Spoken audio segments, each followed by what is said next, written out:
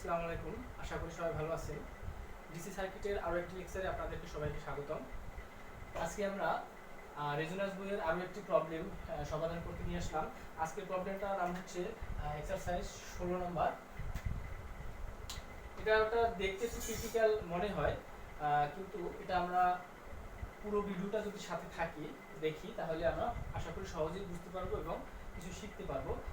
এখানে আমরা অঙ্কটা সমাধান করব মূলত পয়েন্ট মেথড পদ্ধতিতে। তো পয়েন্ট মেথড পদ্ধতিতে কিভাবে প্রয়োগ করব আমরা, এই প্রয়োগটা আমার ডিসি সার্কিটের একটা লেকচারে দেওয়া আছে, পূর্বের লেকচারগুলোতে দেওয়া আছে। আপনি অবশ্যই সেটা দেখে নেবেন, তাইলে আপনার জন্য এই অঙ্কটি দেখতে খুবই ভালো হবে, বুঝতে সুবিধা হবে।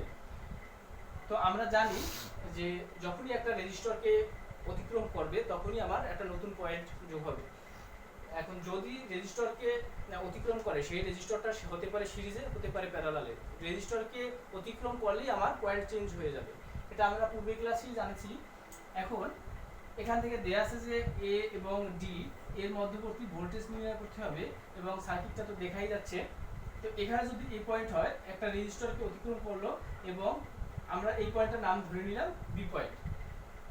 এই শাখা থেকে আবার এখান থেকে দুটো শাখা হয়েছে, একটা গেল এই দিকে, একটা গেল এই দিকে।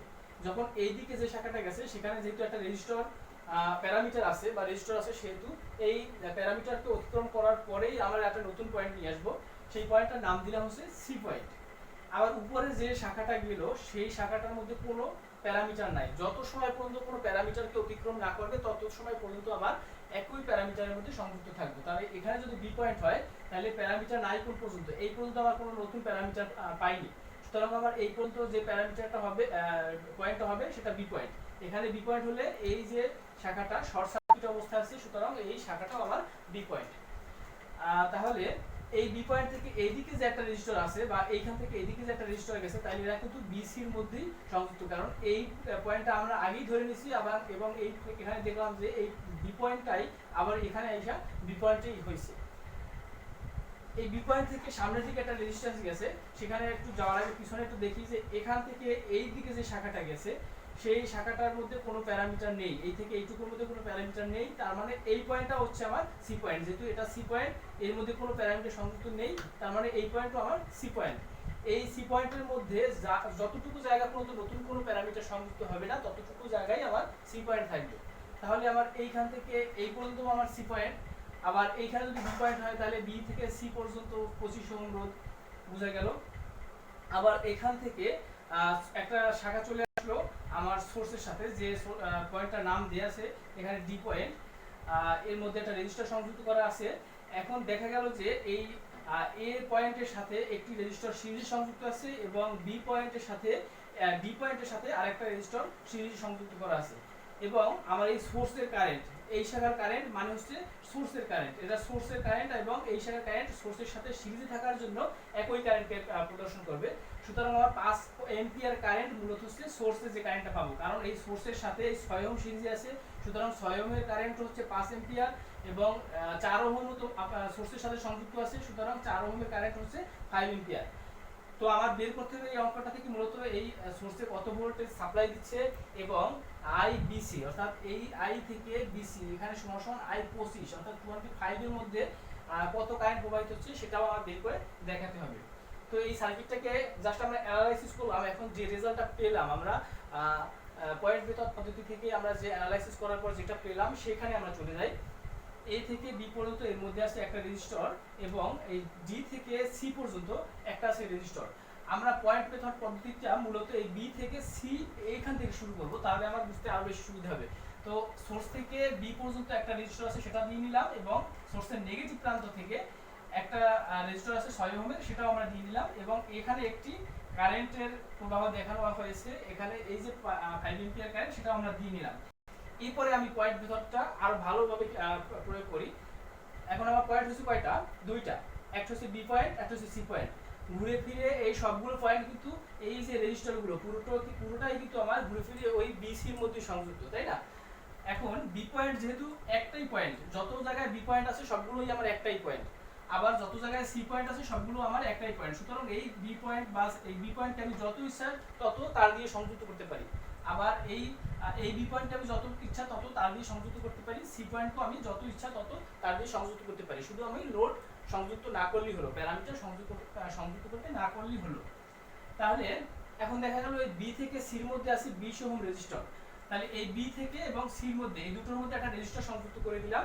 আবার এই সি থেকে বির মধ্যে আছে 100 ওহম রেজিস্টর, সি থেকে বির মধ্যে একটা দিলাম 100 ওহমের রেজিস্টর। আবার বি থেকে সির মধ্যে আছে 25 ওহম রেজিস্টর, বি থেকে সির মধ্যে আছে 25 ওহম রেজিস্টর। তাহলে এই রেজিস্টরগুলো আমরা এইখান থেকে শাখা যেভাবে আছে সেইভাবে আমরা এখানে যোগ করে 20 সাথে সি এভাবে যোগ করে লাগিয়ে দিলাম। এখন আমার পুরো সার্কিটটা অ্যানালাইসিস করা শেষ এবং আমার সার্কিটটাকে গুছানোও শেষ। এখন আমি দেখতে পাচ্ছি একটা নরমাল একটা সার্কিট হয়ে গেছে এবং এটা সমাধান করার জন্য আমার একদম খুব বেসিক ইলেকট্রিসিটি থেকেই আমরা এই সমাধানটা জেনে আসছি। সুতরাং আমরা বেসিক ইলেকট্রিসিটির মিশ্র সার্কিটটা প্রয়োগ করি। এখানে সবই দেখা যাচ্ছে যে এই তিনটা রেজিস্টর পরস্পরের সাথে প্যারালালে সংযুক্ত আছে, এরা প্যারালাল কানেক্টেড। সুতরাং এই তিনটা রেজিস্টর প্যারালাল করে দিলাম, প্যারালাল করব এবং প্যারালাল করার পরে যে রেজিস্টরটা পাবো, একটাই মাত্র রেজিস্টর পাবো, তিনটা প্যারালাল করার পর যে রেজিস্টরটা পাবো সেটা মূলত এই 4 ওহম এবং 6 ওহমের সাথে সিরিজে সংযুক্ত থাকবে। সেটাই আমরা লিখলাম যে আর ইকুইভ্যালেন্ট রেজিস্টর সমান 20 প্যারালাল 100 প্যারালাল 25। এই তিনটা রেজিস্টর করলে প্যারালাল করার পর যে রেজিস্টরটা পাবো সেটা আমার একটা রেজিস্টর হবে, তার সাথে সেই একটা রেজিস্টরের সাথে এই 4 ওহম এবং এই 6 ওহম পরস্পরের সাথে সিরিজে সংযুক্ত থাকবে। তো এটা প্যারালাল করার পর যেটা আমার রেজাল্ট আসে সেটা হচ্ছে 20 ওহম। তোমরা অবশ্যই ক্যালকুলেটর করে নেবে। এরপরে আমরা দেখলাম যে 6 ওহমের শাখার এই শাখার কারেন্ট দেয়া ছিল 5 এম্পিয়ার। আবার আমার এই এ থেকে বি এর মধ্যে আমার সমতুল্য রোধ হচ্ছে 20 ওহম। এর এই এ থেকে বি শাখার কারেন্ট আর ডি থেকে সি শাখার কারেন্ট একই কারেন্ট। দেখো এখান থেকে বিষয়টা, এইখান থেকে কারেন্টটা মূলত বের হয়ে গেছে। যদি আমার সোর্সের এইটা পজিটিভ হয়, এইটা হবে নেগেটিভ, তাহলে এইখান থেকে কারেন্টটা মূলত বের হয়ে গেছে। আবার ঠিক যে পরিমাণ কারেন্ট এই সোর্স থেকে বের হবে, ঠিক সেই সমপরিমাণ কারেন্টই আবার সোর্সের নেগেটিভ প্রান্ত দিয়ে ঢুকবে। তাহলে এই সোর্সের নেগেটিভ প্রান্ত থেকে যা বের হয়ে গেছে, পজিটিভ প্রান্ত থেকে যা বের হয়ে যাবে, নেগেটিভ প্রান্ত যদি ঠিক সমপরিমাণ কারেন্ট ঢুকে, তাহলে সোর্সের নেগেটিভ প্রান্ত থেকে ঢুকছে দেয়া আছে 5 এম্পিয়ার, তাহলে অবশ্যই সোর্সের পজিটিভ প্রান্ত থেকে 5 এম্পিয়ার বের হয়ে যাবে। সুতরাং আমার 4 ওহমের কারেন্ট হবে আমার 5 এম্পিয়ার। এখন আমার এই এবি প্রান্ত অথবা এই সোর্সের মোট সমতুল্য রেজিস্ট্যান্স সেটা আমি বের করে নিলাম 20 ওহম। তাহলে আমরা যদি এখানে ভোল্টেজ বের করতে বলে, তাহলে আমরা ভোল্টেজ ওহমের সূত্র প্রয়োগ করি। আমরা জানি ওহমের সূত্রে V = IR। তাহলে V = IR মানে I হচ্ছে 5 এম্পিয়ার এবং R হচ্ছে 20 ওহম। তাহলে দুটো গুণ করে দিলাম, যেটা হলো আমার সেটা হচ্ছে 100 ভোল্টেজ। আশা করি এটা সবাই বুঝতে পারছো। এরপরে আসি, আমার বের করতে বলছে 25 ওহমের কারেন্ট অর্থাৎ IBC। বিসি মূলত অনেক কয়টাই আছে, কিন্তু এখানে বলে দিছে 25 ওহমের কারেন্ট কত হবে, IBC = 25 ওহম কত হবে। তাহলে 25 ওহমে কত কারেন্ট গেছে সেটা আমাদের বের করতে হবে। তো 25 ওহমের কারেন্ট বের করতে হলে আমার 25 ওহমের আগে ভোল্টেজ জানা দরকার। হ্যাঁ, তো ভোল্টেজ জানতে হলে আমার ভোল্টেজ জানার জন্য আমার এই সোর্স থেকে যে ভোল্টেজটা এখানে কতটুকু পাচ্ছে সেটা আমার জানতে হবে। এটা গেল যদি আমি ওহমের সূত্রের মাধ্যমে প্রয়োগ করি। তাহলে আবার আমি যদি কারেন্ট ডিভিশন সূত্রের মাধ্যমে প্রয়োগ করি, তাহলে আমি সরাসরি কারেন্টটা বের করতে পারি। তাহলে কারেন্ট ডিভিশন সূত্রের মাধ্যমে প্রয়োগ না করে আমরা যদি ওহমের সূত্রের মাধ্যমে প্রয়োগ করি, তাহলে আমার মনে হয় বিষয়টা সহজ হয়। আর আমরা দুইটা নিয়মই আমরা দেখব বা দুইটা নিয়মের মাধ্যমে আমরা সমাধান করার চেষ্টা করব। এখন প্রথমে আমরা ওহমের সূত্রের মাধ্যমে যদি দেখি, তাহলে আমরা একটা ভোল্টমিটারে আমরা জানি দুটো পয়েন্ট থাকে, একটা আছে পজিটিভ টার্মিনাল, একটা হচ্ছে নেগেটিভ টার্মিনাল।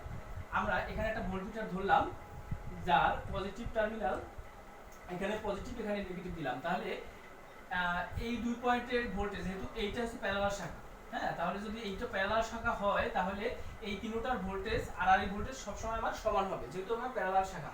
তাহলে ভোল্টমিটারের আমার পজিটিভ প্রান্তটা এখানে সংযুক্ত করে দিলাম, নেগেটিভ প্রান্তটা এখানে সংযুক্ত করে দিলাম।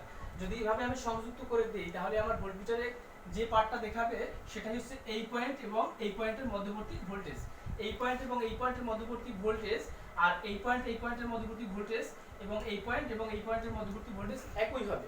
এর কারণ হচ্ছে এরা প্রথমত প্যারালাল কানেক্টেড আছে, আবার দ্বিতীয়ত হচ্ছে আমার এই পুরো পয়েন্টটাই হচ্ছে আমার সি পয়েন্ট, আবার এই পুরো পয়েন্টটাই হচ্ছে আমার বি পয়েন্ট। সুতরাং এই বি এবং সি এই টার্মিনালের সব জায়গার ভোল্টেজ আমার সমান হবে। এখন এই ভোল্টমিটারে আসলে কত ভোল্ট দেখাবে বা কোথার ভোল্টেজ দেখাবে, তাই না? তো এখানে দেখা গেল যে এক সোর্সে পাইলাম আমরা 100 ভোল্টেজ। এই 100 ভোল্টেজ থেকে যখন কারেন্ট সাপ্লাই দিছে তখন এর সাথে সংযুক্ত দুটো লোড রেজিস্টার সংযুক্ত আছে, তাদের মধ্যে একটা ভোল্টেজ ড্রপ ঘটাবে। যেহেতু আমরা জানি যে লোড মানে বা রেজিস্টর মানে সেখানে একটা ভোল্টেজ ড্রপ ঘটবে যদি সেখান থেকে কারেন্ট প্রবাহিত হয়, এবং তাহলে ওই রেজিস্টর কারেন্ট প্রবাহকে অবশ্যই রোধ করবে। আর যখনই রেজিস্টর কারেন্ট প্রবাহকে রোধ করবে তখনই আমার একটা নির্দিষ্ট পরিমাণ ভোল্টেজের অপচয় ঘটবে। তাহলে যেহেতু সোর্সের সাথে আমার এই দুটো রেজিস্ট্যান্স সিরিজে সংযুক্ত আছে, সুতরাং এই 4 ওহমের মধ্যে এবং 6 ওহমের মধ্যে একটা ভোল্টেজ অপচয় ঘটবে। তাহলে আমার ভোল্টমিটারে আসলে কতটুকু ভোল্টেজ শো করবে এটা একটা বিষয়। সোর্স থেকে সোর্সের সাথে যা যা সিরিজে আছে তাদের সাথে যদি একটা ভোল্টেজ ড্রপ ঘটে, তাহলে আমরা সিরিজের ক্ষেত্রে জানি টার্মিনাল ভোল্টেজ সমান সমান V1 plus V2 plus V3 এভাবে Vn পর্যন্ত চলতে থাকবে। অর্থাৎ যতগুলো ভোল্টেজ ড্রপ ঘটবে তাদের সংযুক্ত তাদের যোগফলই হচ্ছে আমার টার্মিনাল ভোল্টেজ। তাহলে আমার এইখান থেকে এই পর্যন্ত ভোল্টেজ আসবে কতটুকু?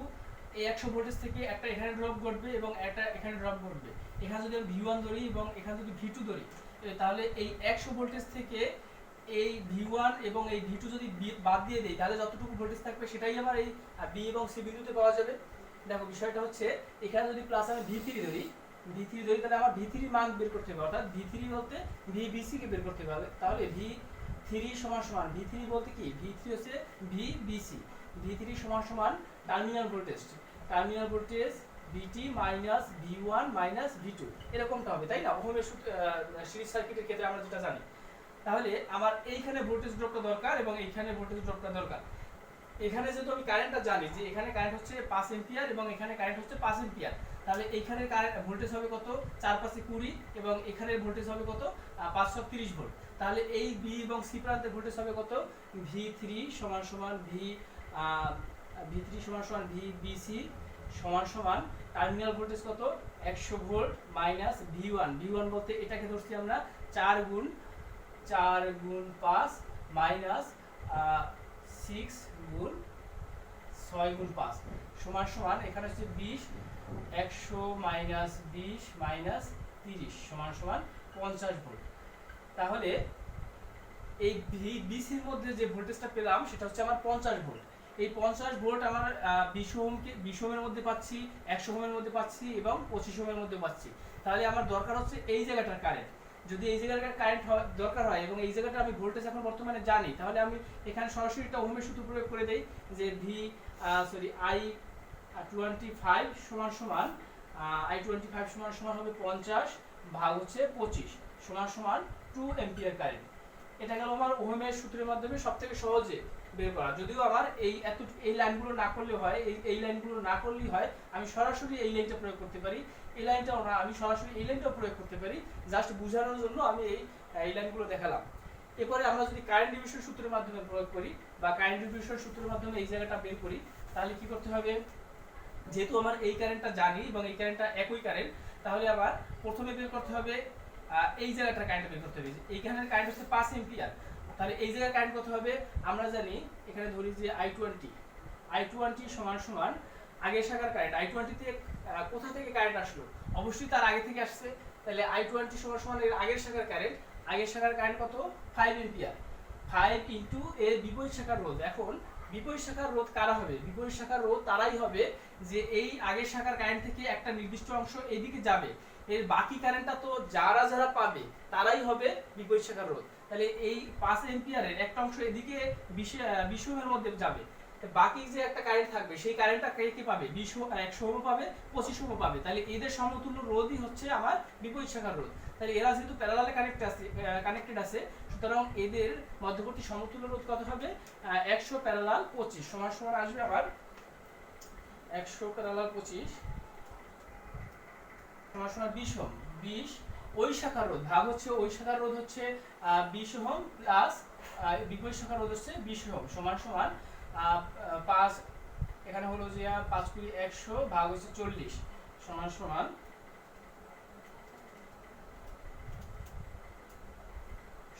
2.5 অ্যাম্পিয়ার।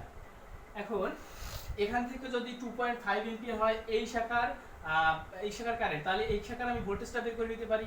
অর্থাৎ আই V21 সমান সমান তোমার 20 ইন্টু 2.5 সমান সমান 50 ভোল্ট, এত ভোল্ট। এখন যদি আমি এখানে ভোল্টেজ পাই, তার মানে এখানে ভোল্টেজ সবগুলো সেম হয়। সুতরাং আমি সহজেই এই ওহমের সূত্রের মাধ্যমে V সমান সমান I এর সূত্রের মাধ্যমে এই জায়গায় কারেন্ট বের করতে পারি। আমি যদি সেটাও না করে কারেন্ট ডিভিশনের সূত্রের মাধ্যমে একদম এই পর্যন্ত যেতে চাই, তাহলে আমার এই জায়গাটার কারেন্ট আগে দরকার। তাহলে এই জায়গাটার কারেন্ট আমি কিভাবে বের করব? যেহেতু আমি এই জায়গাটার কারেন্ট জানি এবং এই V ওহমের কারেন্টও জানি, তাহলে এই জায়গার কারেন্ট বের করা সহজ। তাহলে আমি লিখব কি, এখানে নাম দিলাম শুধু I।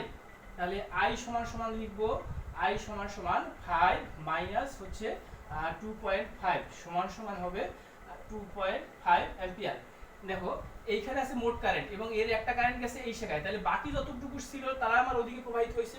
তাহলে আমার এই জায়গা থেকে এই জায়গার কারেন্টটা বাদ দিলে যেটা থাকবে সেটাই হচ্ছে আমার এই জায়গাটার কারেন্ট। এখন এই জায়গাটার কারেন্ট জানি, এই কারেন্টের দুইটা অংশ দুই ভাগে বিভক্ত হয়ে গেছে। আমার দরকার আছে এই অংশে যেটুকু বিভক্ত হয়েছে সেই অংশটুকুর মান। তাহলে আমি সরাসরি লিখছি যে I25 সমান সমান I25 এর কারেন্ট আসছে কোথা থেকে? এই শাখা থেকে, অর্থাৎ এর আগের শাখা থেকে আসছে। যে শাখা থেকে কারেন্ট আসছে সেই আগের শাখার কারেন্টের মান কত? 2.5 ইনটু বিপরীত শাখার রোধ। বিপরীত শাখার রোধকে এই শাখায়, এই আগের শাখার কারেন্ট থেকে এই শাখায় একটা কারেন্ট পেল, এর বাকি কারেন্টও কি পাবে? যে বাকি কারেন্ট পাবে সেই হচ্ছে বিপরীত শাখার রোধ। তাহলে বাকি কারেন্ট পাবে 100 ওহম। তার মানে আমি লিখলাম যে 100 ভাগ হচ্ছে ওই শাখার রোধ 25 প্লাস 100 সমান সমান এখানে আসবে হলো আমার 2.5 ইনটু 100 সমান ভাগ হচ্ছে 125 সমান সমান 2 অ্যাম্পিয়ার সমান সমান 2 অ্যাম্পিয়ার।